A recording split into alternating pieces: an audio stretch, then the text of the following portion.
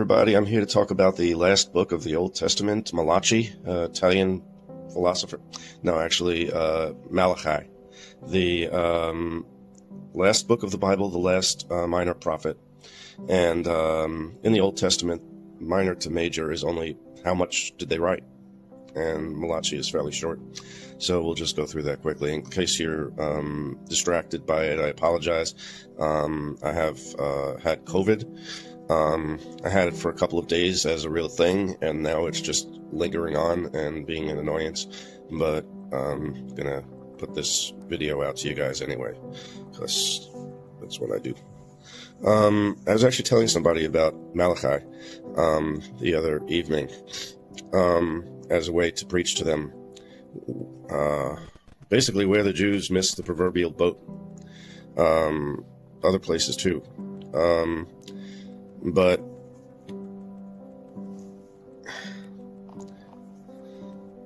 do you know anybody that would go to a movie, walk out 2/3 of the way through and say, oh, that was great? Or read a book and do the same? Well, the Old Testament ends with Malachi and ends up very incomplete. So why would anybody consider that that would be the whole story? And the Jews, ever since, have been waiting for their Messiah.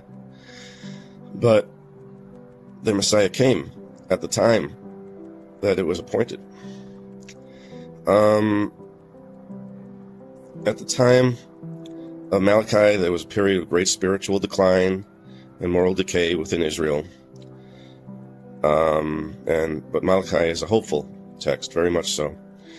And he talks about the coming of a righteous messenger, the arrival of a messenger of the covenant. Basically, he is the only, I believe he's the only prophet that foretells the coming of John the Baptist.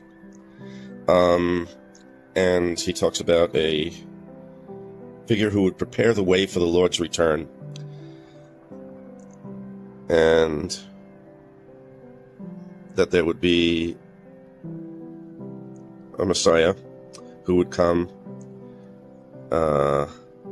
as a messenger of the covenant, preparing the way for God's judgment and restoration, and bringing healing and salvation to the world.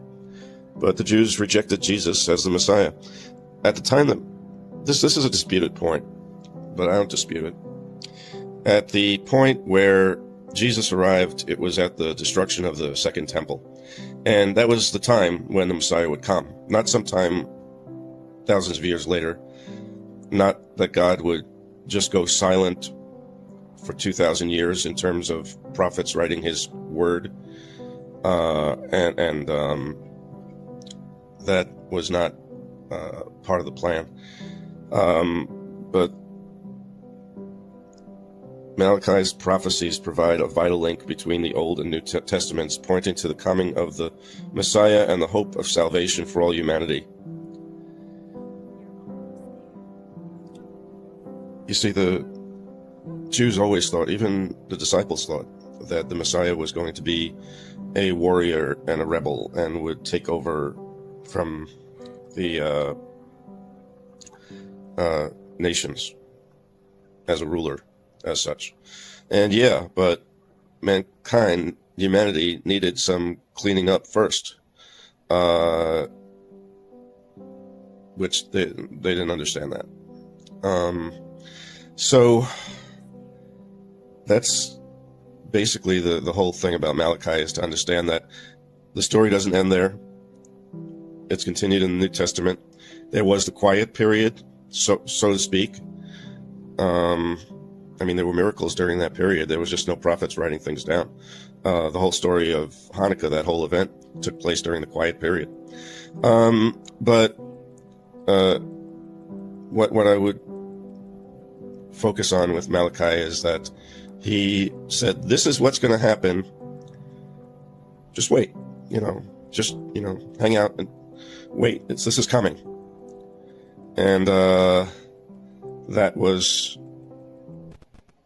what happened. And thank you to Malachi for giving us that prophecy. And we are so blessed to be putting our faith in Jesus and in God the Father, and not locking our faith into a belief that is not biblical, which has a misunderstood vision of who the Messiah would be and how he would save us. And that being said, I'm going to go blow my nose, and wish me luck, and I hope to see you soon. I can't say that I'm symptom-free, so I'll see you as soon as these really tenacious little symptoms pass me by. And praise the Lord, and I wish you all full health